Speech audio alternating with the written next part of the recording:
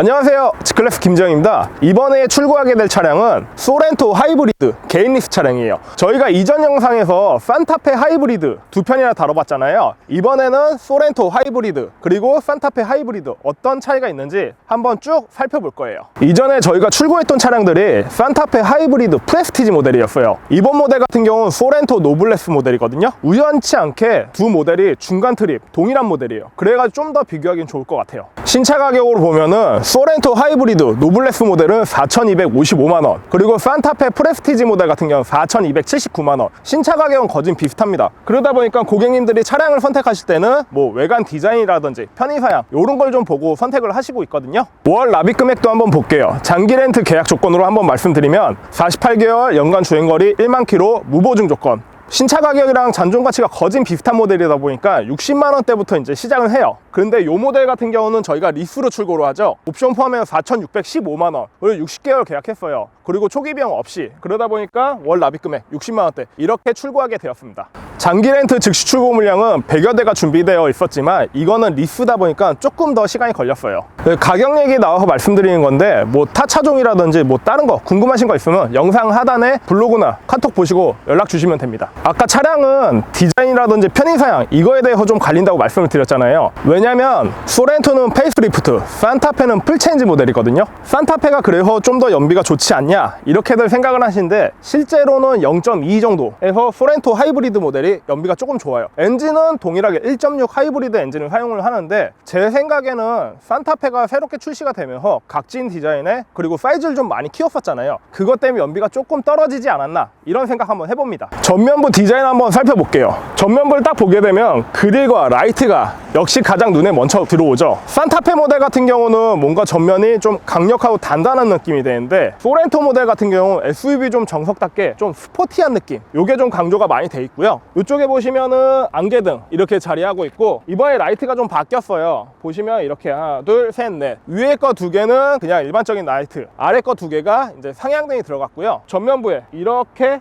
좀 라이트가 변경된 거 그거 보신 거고, 산타페 모델 같은 경우 웰컴 라이트가 들어가는데 소렌토는 제 생각에 디자인이 이렇게 라이트가 연결되지 않아 가지고 그런지 웰컴 라이트는 빠져 있습니다. 이 모델 같은 경우 아까 노블레스 등급이라고 말씀드렸잖아요. 그렇다 보니까 턴 시그널이 안 들어가고 이렇게 깜빡이는 방식으로 들어갔어요. 상위 등급인 시그니처 모델 같은 경우 이제 턴 시그널이 들어가다 보니까 이렇게 순차 점등으로 팡팡팡 이런 식으로 변경이 되거든요. 이전에는 수입차에선 좀 많이 적용됐는데 이제 국산차에도 상위 등급에는 턴 시그널 적용이 되고 있습니다. 측면도 한번 볼 건데요. 소렌토 모델 같은 경우는 저희 눈에 많이 익었던 디자인 있잖아요. 그러다 보니까 좀 호불호는 많이 없어요. 근데 산타페 같은 경우는 좀 각진 디자인으로 나오다 보니까 이 부분에서 좀 호불호가 좀 갈릴 수 있고, 이번에 현대자동차에서 이를 갈고 나왔죠. 사실 이전에 우리가 산타페 판매량 말도 안 됐어요. 왜냐면 두 모델이 좀 비슷한 디자인으로 나왔었거든요. 그러다 보니까 늘상 몇 세대에 걸쳐 참패를 당했어요. 하지만 이번에 산타페가 출시가 되면서 좀 사이즈도 키우고 각진 디자인이 나왔기 때문에 이거 같은 경우는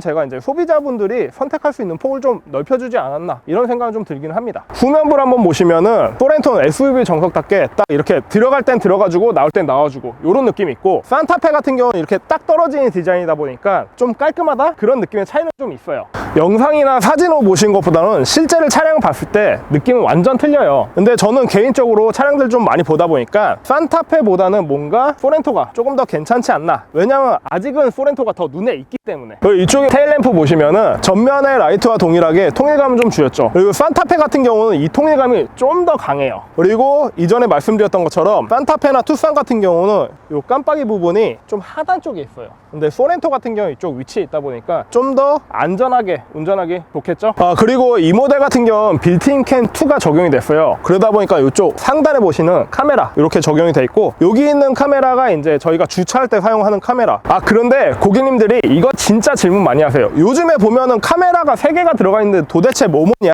요거 같은 경우는 지금 빌트인 캠이랑 그냥 카메라 들어가 있는 거 말씀드렸고요.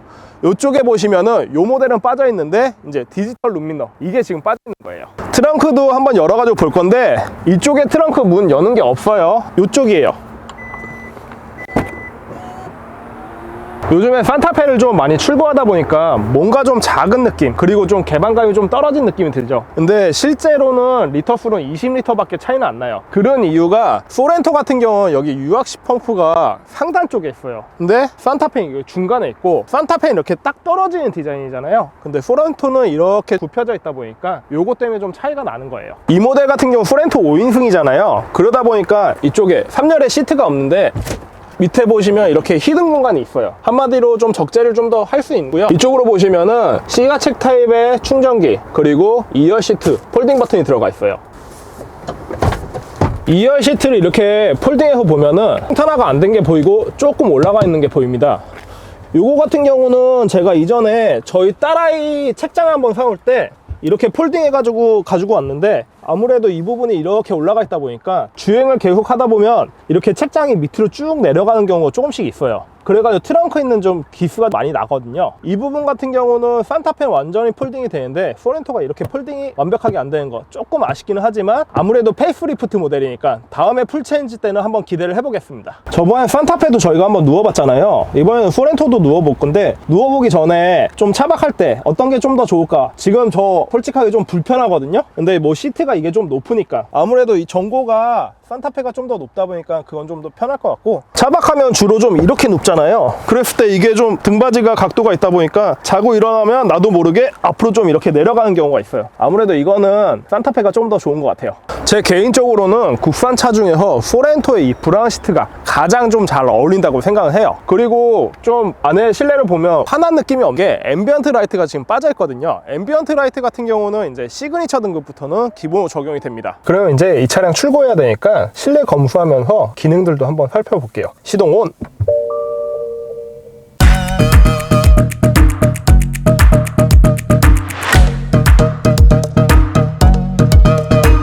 요즘 좀 이제 기본적으로 커브드 디스플레이가 많이 들어가다 보니까 간단하게 좀 디자인만 한번 보실 거고요. 이쪽에 이제 검수를 해야 되니까 제가 열선은 미리 켜놓을게요. 근데 소렌토 같은 경우는 이전 모델부터 워낙 이 실내 디자인이 매끈하게 잘 나와 있고, 특히 이런 열선 버튼들 같은 경우 좀 특이하게 잘 나와가지고 요즘 새로 나온 차들과 비교해봐도 엄청 좀 깔끔하다 할 수 있고요. 산타페 같은 경우 이제 풀체인지 모델이었잖아요. 그러다 보니까 이쪽 부분에 좀 변화가 많았어요. 변속기도 이쪽으로 옮겼지만, 소렌토 모델 같은 경우는 변속기 그대로 있고 기존의 실내 디자인 그대로 살렸지만, 이쪽 공조기 같은 경우가 보시면은 지금은 내비라든지 라디오 요 기능이 돼 있는 거고, 이렇게 바뀌면 공조기로 바뀌게 되어 있습니다. 이전 영상에서 저희가 산타페 하이브리드 프레스티지 모델 출고했을 때 어라운드 뷰랑 후측방 카메라가 없는 거 보셨잖아요. 이 모델 같은 경우는 노블레스 기본으로 적용이 됩니다.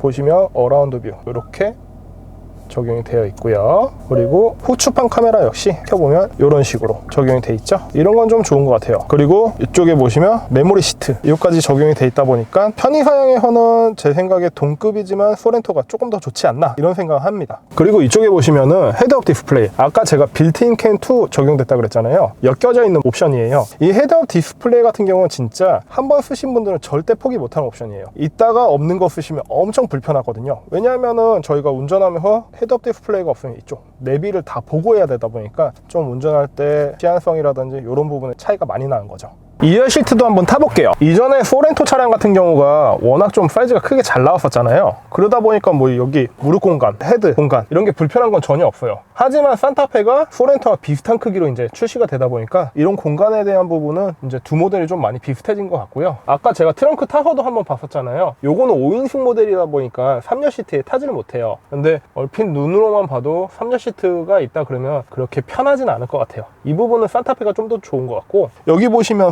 커튼 이렇게 적용이 돼 있잖아요. 요거 같은 경우는 이제 아동이 있거나 저희처럼 유아들이 있을 경우에 썬커튼 있는 차량 좀 많이 추천을 드리고요. 이쪽 보시면은 이제 2열 공조기 이렇게 적용이 돼 있고, 하단 부분에 220V 이렇게 적용이 돼 있고, 히팅 시트 같은 경우는 여기 도어 쪽에 이렇게 자리하고 있습니다. 어찌 보면은 실내 기능적인 옵션 편의 사양은 소렌토 모델이 조금 높아요. 하지만 풀체인지된 산타페 실내 디자인이라든지 이런 부분은 저는 산타페가 조금 더 높다고 평하고 싶습니다. 산타페랑 소렌토 중에 어떤 걸 구매하시겠어요? 정말 개인적이지만 산타페는 아직 저희가 흔하게 눈에 많이 익진 않았잖아요. 그러다 보니까 저는 개인적으로 정말 소렌토를 선택할 것 같아요. 대표님, 그럼 산타페랑 소렌토 디자인은 어떤 걸 추천할 거예요? 저는 개인적으로 외관 디자인은 소렌토를 추천을 하는데 실내는 산타페를 추천할 것 같아요. 연비는 산타페랑 소렌토를 어떤 걸 추천하실 거예요? 아까 한번 말씀드렸잖아요. 연비 차이 0.2km밖에 차이 안 나요. 이거는 그냥 편하신 대로 외관 디자인이랑 편의사양 고객님들이 맞는 쪽을 선택하시는 게 더 좋을 것 같습니다. 자, 오늘 소렌토 하이브리드 페이스리프트 된 모델 출고하면서 동급 모델인 산타페 모델과 비교를 많이 해봤어요. 좀 구매하시거나 이런 데 도움이 되셨다면 구독과 좋아요, 알람, 댓글 꼭 부탁드리겠습니다. G클래스 김지영이었습니다. 감사합니다.